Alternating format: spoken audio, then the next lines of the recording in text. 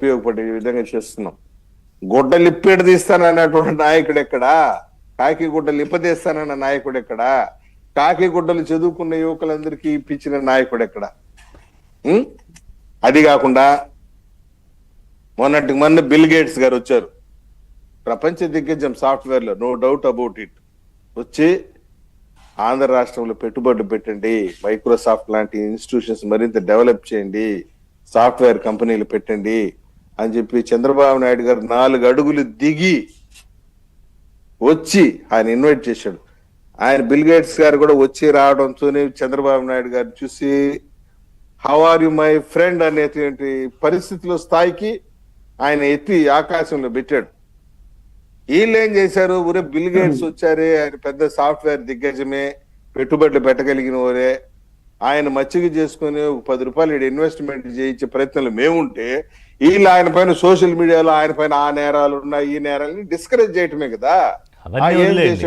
అసలు అది కాదు, పెద్ద జోక్ ఏంటంటే సమోసా టీ కోసం అన్నట్టు, దానికోసం ప్రెస్ మీట్ పెట్టారు. సమోసా టీ కాదు, ఆడొక మీద ఒక ఆయన బిల్ గేట్స్ ఎన్ని సమోసాలు తినేట మాకు లెక్క చెప్పు అర్జెంటుగా అంటాడు.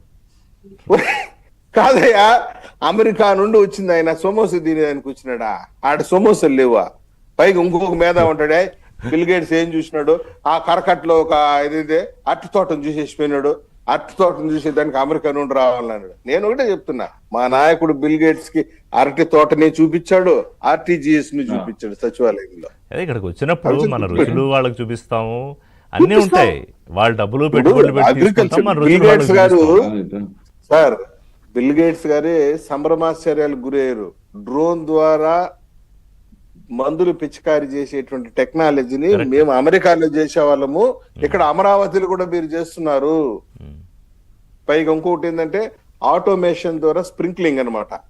ఆటోమేషన్ ద్వారా స్ప్రింక్లింగ్ అంటే చెట్లకు నీళ్లు కట్టేది, మనము పోయేసి చెట్టుకి ఇంకా పోయి తిప్పాల్సిన పని లేదు. గేట్ వాల్స్ ఆటోమేషన్ ద్వారా పెట్టేసి సిస్టమ్ పెట్టేస్తే మన ఇంట్లో కూర్చొని మన సెల్ ఫోన్ ద్వారానే ఏ గేట్ వాళ్ళని ఓపెన్ చేయాలా, ఏ గేట్ వాళ్ళు లాక్ చేయాలా, ఏ చెట్టుకి ఎంత నీళ్లు పోతా ఉంది, ఏ చెట్టుకి నీళ్లు పోవటం లేదు, మన ఇంట్లో కూర్చుని అమెరికాలో కూడా కూర్చొని చాలా వస్తాయి. నాకు తెలిసి మిగతా రాష్ట్రాలు అన్నిటికన్నా ఆల్రెడీ ఇప్పుడు వస్తున్న ఏ టెక్నాలజీని అందరికన్నా ముందు అందిపుచ్చుకోవడానికి కూడా ప్రయత్నం చేస్తుంది ఆంధ్రప్రదేశ్.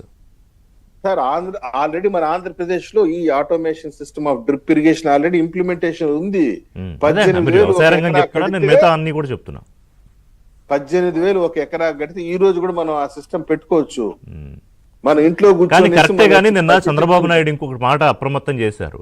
ఇంకా కొంతమంది ఆ ట్రాప్ లో ఉన్నారు, జాగ్రత్త, అప్రమత్తంగా ఉండండి. కొంతమంది ఇష్టం ఉండదు కదా డెవలప్మెంట్ అంటే, అందరికి ఇష్టం ఉంటుంది అనుకుంటే పొరపాటు. అవ్వకూడదనే బ్యాచ్ కూడా కొంతమంది ఉంటారు కదా.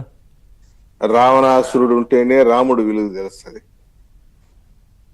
ప్రజలు రావణాసురుని చూస్తున్నారు, శ్రీరామచంద్రుడిని చూస్తున్నారు. కాబట్టి మనం చేయగలిగిన మంచి మనం చేస్తున్నాం, మనల్ని కాపాడేది. అంతేకాకుండా మీరు చూడండి, ఉగాది సందర్భంగా దివ్యాంగ శక్తి ఎవరైతే దివ్యాంగులు ఉన్నారో వాళ్ళకి ఫ్రీ బస్సు, వాళ్ళతో పాటు జర్నీ చేసేటువంటి వాళ్ళ యొక్క అసిస్టెంట్స్ కి 50% బస్ ఛార్జ్ కన్సెషన్. అదే విధంగా ఎన్నో ఏళ్లకు పెండింగ్ ఉన్నటువంటి ఇమాములకి, మౌజాములకి రంజాన్ సందర్భంగా వాళ్ళకి గౌరవ వేతనం రిలీజ్ చేయటము. మొన్న అన్నదాత సుఖీభవ, ప్రతి ఒక్క రైతు ఖాతాలో 20,000 రూపాయలు కేంద్ర ప్రభుత్వము మరి రాష్ట్ర ప్రభుత్వం సంయుక్తంగా కలిసి విడుదల చేసిన డబ్బులు. ఒక పక్క కొలువుల జాతర, అక్షయ పాతర, ఆ ఉద్యోగాలు రెడీగా ఉన్నాయి, అందిపుచ్చుకోవటమే యువత యొక్క ఆలోచన. అంటే చూడండి, మళ్ళీ ఎంతమంది కన్నా ఇస్తారనుకుంటారు, అదో ప్రమాదం ఉంది. చదువుకున్నవాడు, టాలెంట్ ఉన్న ప్రతి ఒక్కడికి ఉద్యోగం. 20 లక్షల ప్రైవేట్ జాబ్స్, ప్రైవేటు సాఫ్ట్వేర్ కంపెనీల ద్వారా ఉద్యోగాలు తెప్పించడానికి కానీ మనకి లిమిటేషన్స్ కూడా కొన్ని ఉంటాయి. నేను ఇందాక అదే చెప్పా. ఆ లిమిటేషన్స్ ఏంటి? మీరు ఇవ్వడానికి రెడీగా ఇప్పుడు 20 కంపెనీలు తీసుకొస్తారండి ఒకేసారి. ఆ 20 కంపెనీలకు ఒక్కొక్క కంపెనీకి 1000 మంది కావాలంటే 20,000 మంది యువత. నేను ఊరికే అందాజుగా ఒక లెక్క చెప్తున్నాను. ఆంధ్రప్రదేశ్ లో ఆ స్కిల్ తో రెడీగా ఉన్నారా?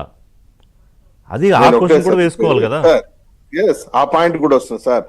గ్రామీణ ప్రాంత యువతకి కొద్దిగా communication skills, debating skills, group discussion participation skills కొంచెం తక్కువ ఉన్నప్పటికీ కూడా స్కిల్ డెవలప్మెంట్ సెంటర్స్ ఏర్పాటు చేసినటువంటి చరిత్ర ఘనత మందే. అది యాక్టివ్ గా జరుగుతోంది ఇప్పుడు స్కిల్ డెవలప్మెంట్.